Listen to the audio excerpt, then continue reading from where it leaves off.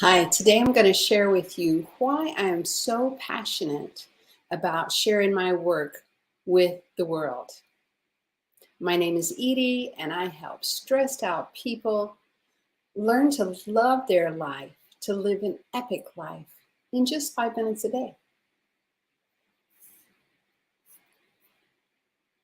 I believe that one of the things that we need to look at is workplace culture, paying attention to what's going on in the workplace. Now, I work primarily with people who are in very high stress occupations, particularly 911, but also teachers, um, counselors. I've worked with other people who are in high stress occupations, anybody that's dealing with humanity, like nursing home employees or doctors and nurses. There's so many people who, when they work with other people, their teams get toxic. And why is that? I have some answers for you. In toxic teams, there's a lot of infighting, backbiting, gossip, um, undermining, snarkiness, sarcasm. All of these behaviors signal a greater problem. In one doctoral study, Dr. Sherry Johnston discovered that 86% of the dispatchers that she surveyed liked their coworkers. That's pretty good, isn't it? Especially when we know that a lot of 911 centers are toxic. 86% liked their coworkers, but 71% agreed that sometimes they had to step up to the plate more because their coworker was incompetent. 71%? That's a lot. What is that about? Well, it's easy to see that there's infighting, gossip, and rudeness, and quality assurance problems, and sick leave abuse, but why? Why is all this happening? Your people are not the problem. It's not the people. It's that in every emergency communication center throughout the world, in every high stress occupation throughout the world, there is this dragon breathing out fire, trying to get people's emotions going, because this dragon feeds off of emotion. And the dragon's name is compassion fatigue. This dragon seeks to have emotions come out, and so many people suppress their emotions because it's painful. And so the compassion fatigue spits out sparks, which causes a little more pain, which generates anger and snarkiness and cynicism. In your profession, you already know you're high risk. You are high risk for compassion fatigue. If you are seeing me, you're high risk. You might already have it. You might already be suffering. Let me tell you a story. Years ago, I worked at a construction company. We handled rebar. I was the office manager. And the guys would come by the office sometimes. They worked in 4 different states, so I didn't know all of the young men who were handling the rebar. Rebar is extremely heavy. One bar is about 80 pounds, depending on the grade of it. I can't pick up a rebar. And so these guys were strong. They were tough. A lot of them were young. One of the guys was named Bobby, and he was great. He was so much fun when he did come by the office. I only met him once or twice, but he was always joking and kidding, and he was very polite to me. He was a really, really good kid. But Bobby had a problem. Bobby hated wearing protective equipment.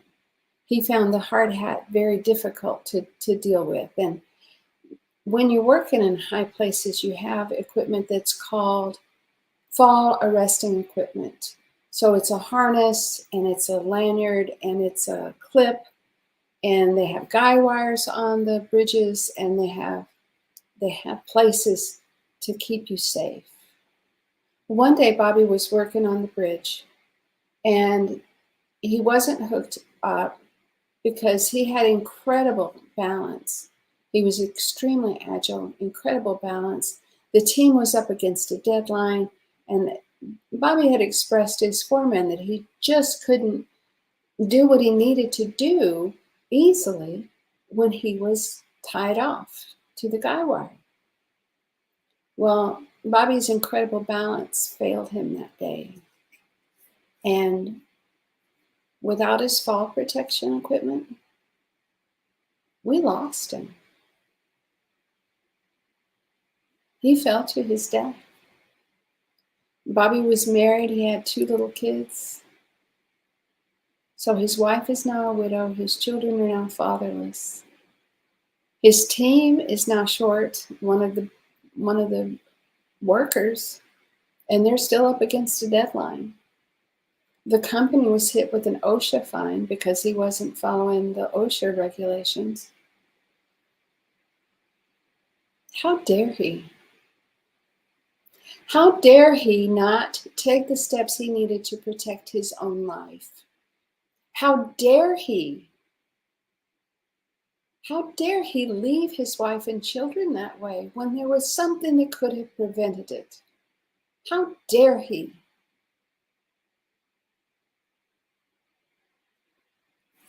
So in my research, I found out how high risk 911 personnel are, how high risk anyone who works directly with people can be. You already know you're high risk. And research has shown time and time again, we've been told time and time again, back in the 80s, when I went to my very first stress management class, I was told I needed to take care of myself. I needed to eat right and get plenty of rest and drink plenty of water and exercise. I was told that in the early 80s. Did I do it? No, we don't do it. It's time to change something in our lives. It is time to own that we have protective equipment that we can use and we're not using it.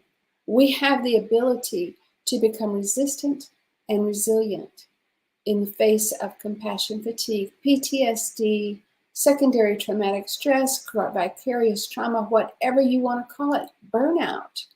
All these negative symptoms, all these negative conditions that deteriorate us, these conditions take the very best of our personalities and suppress it. And it takes the worst of our personalities and magnifies it. We need to do something different. And that's what I'm about, is helping you make the decision to do something different.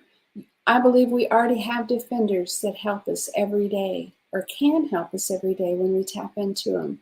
I believe that you have the capacity to take good care of yourself, mind, body, and spirit. And I support you in that.